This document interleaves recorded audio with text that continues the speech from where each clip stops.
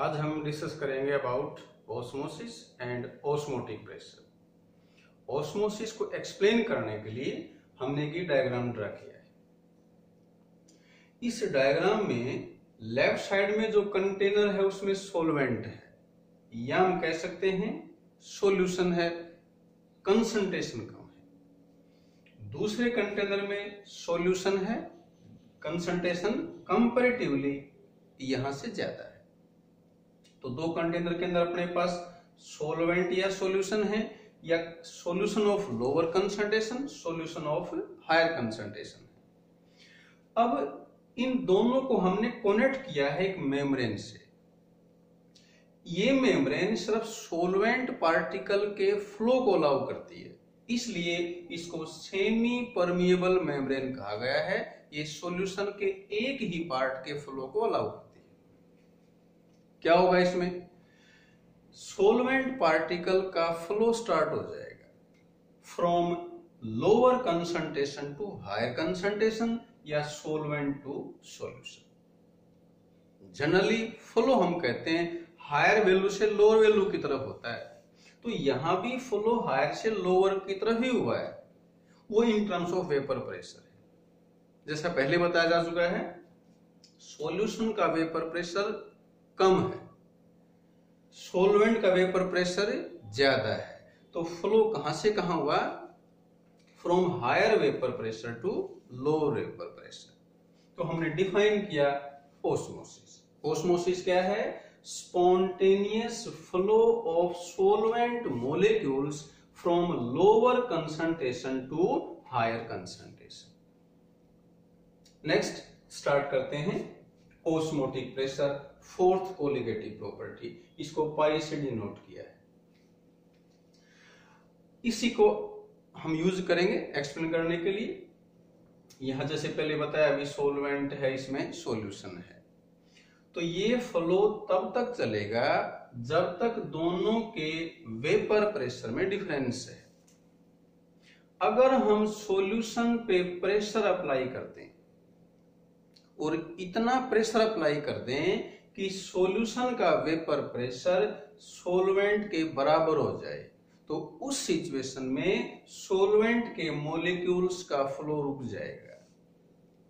Solution पे जो हमने मिनिमम एक्सेस प्रेशर अप्लाई किया to just stops the osmosis, उस प्रेशर को कहा जाता है ऑस्मोटिक प्रेशर। डिफाइन किया, it is the minimum excess pressure applied on the solution to just stops the osmosis. Next आता है ऑस्मोटिक प्रेशर किस पे डिपेंड करेगा, उसकी डेरिवेशन के लिए। ऑस्मोटिक प्रेशर डिपेंड करता है कंसंट्रेशन पे। कैसे करता है? डायरेक्टली या इनवर्सली देखते हैं। अगर हम कंसंट्रेशन बढ़ा दें, सॉल्यूशन की कंसंट्रेशन हमने बढ़ा दी, मतलब सोल्यूट की अमाउंट ऐड कर दी। अब सोल्यूट की अमाउंट बढ़ाने से सॉल्यूशन का वेपर प्रेशर और भी कम हो जाए।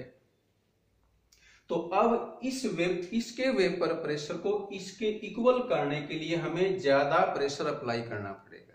तो हमने ऑब्जर्व किया कि अगर सॉल्यूशन की कंसंट्रेशन बढ़ा देंगे तो ऑस्मोटिक प्रेशर बढ़ जाएगा। तो osmotic pressure is directly proportional to concentration.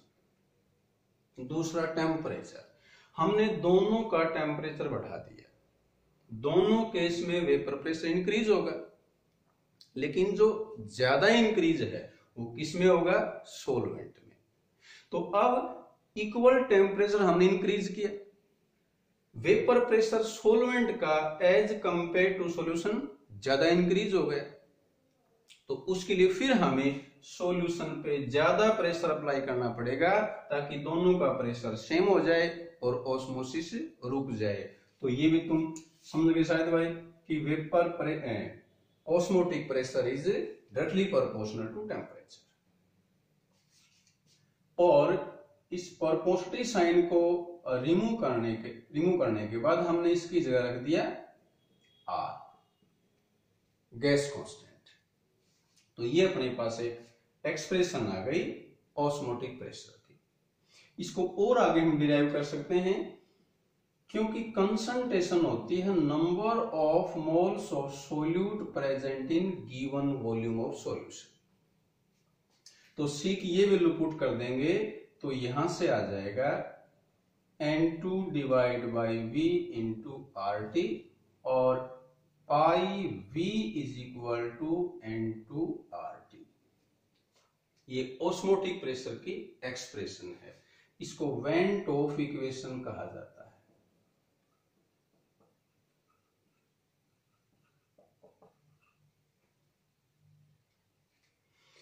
अब इस एक्सप्रेशन को यूज करके इसमें हम solution on the basis of osmotic pressure solution की कुछ टाइप बताते हैं।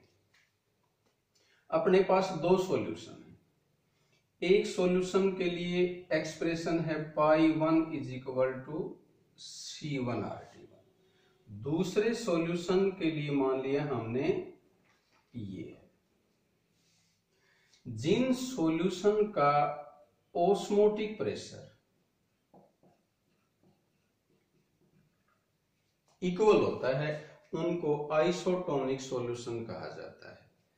तो यहां हम पाई 1 इज इक्वल टू पाई 2 रख देंगे। सेम ऑस्मोटिक प्रेशर है तो सॉल्यूशन कहलाएगा आइसोटोनिक, और ये वैल्यू पुट कर देंगे तो अपने पास ये आ जाएगा C1 is equal to C2।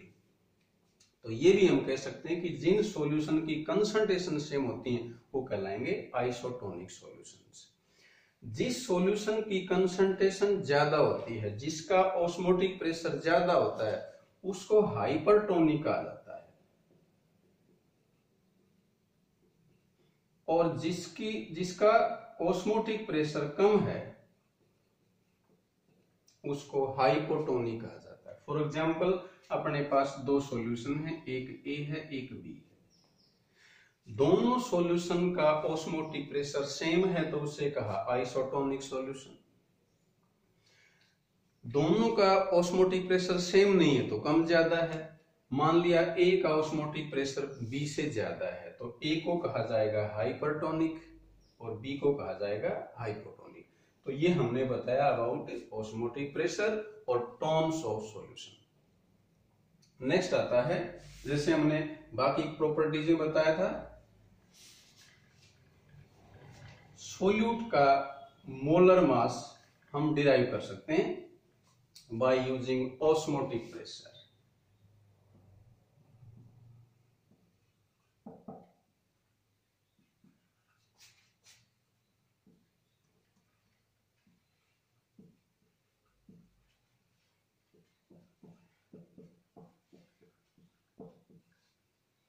इसके लिए हमने मान लिया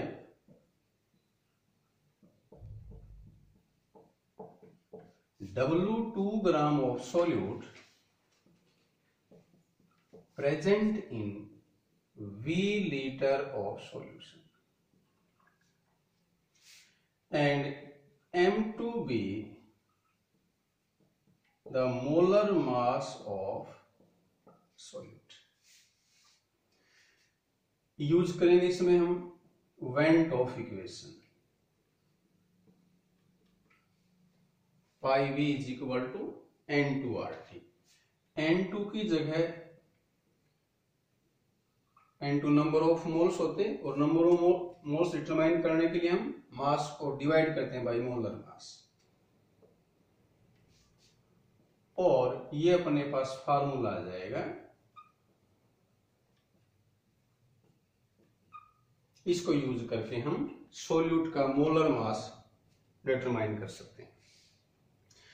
चारों प्रॉपर्टीज में इस मेथड को हम प्रेफर करते हैं to determine the molar mass of macromolecules, biomolecules like proteins. क्यों प्रेफर करते हैं? बाकी तीनों प्रॉपर्टीज के अंदर डिफरेंस निकालते हैं, जबकि इसमें डायरेक्ट प्रॉपर्टी आती है। तो यहां जो वैल्यू आएगी वो सिग्निफिकेंट आएगी, चाहे सॉल्यूशन डाइल्यूट ही क्यों ना। दूसरी बात, बाकी प्रॉपर्टीज को मेजर करते हैं आइदर एट लो टेम्परेचर और एट हाई टेम्परेचर, जबकि osmotic pressure is measured at room temperature. तो इसलिए हम बायोमोलिक्यूल्स का, जैसे प्रोटीन्स हैं, मोलर मास डिटरमाइन करने के लिए ऑस्मोटिक प्रेशर मेथड को प्रेफर करेंगे। तो ये हमने एक्सप्लेन किया ऑस्मोटिक प्रेशर और उसकी हेल्प से मोलर मास का डिटरमिनेशन। इसी में एक और पार्ट है,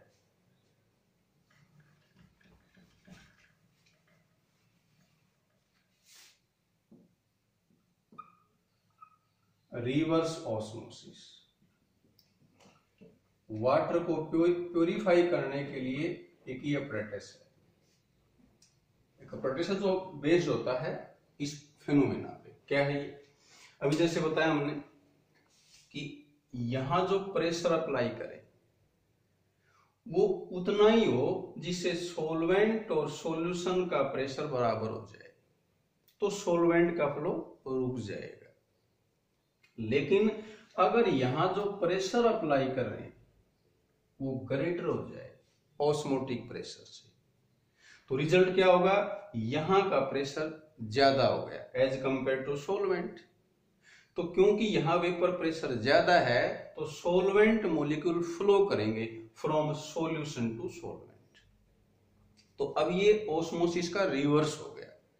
तो अगर हम सॉल्यूशन पे pressure greater than osmotic pressure apply कर दें तो सोलवेंट पार्टिकल का फ्लो स्टार्ट हो जाएगा from solution to solvent, higher concentration to lower concentration. इसी को बोलते हैं रिवर्स ऑस्मोसिस। कंडीशन क्या है इसकी? जब सॉल्यूशन पे प्रेशर हम ऑस्मोटिक प्रेशर से ज्यादा अप्लाई कर दें। आरओ का यूज, सिग्निफिकेंस, एप्लीकेशन क्या है? इसको यूज करते हैं फॉर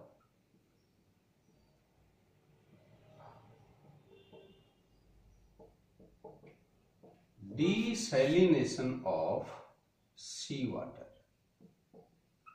सी वाटर के अंदर साल्ट होता है, तो जैसे मान लीजिए साल्टी वाटर है, ये प्योर वाटर है, इस पे हम pressure greater than osmotic pressure apply करेंगे तो यहां से सिर्फ सोलवेंट मॉलिक्यूल ही फ्लो करेंगे। तो वाटर को प्यूरिफाई करने की टेक्निक है रिवर्स ऑस्मोसिस। तो ये कंप्लीट है about osmosis, osmotic pressure and reverse osmosis.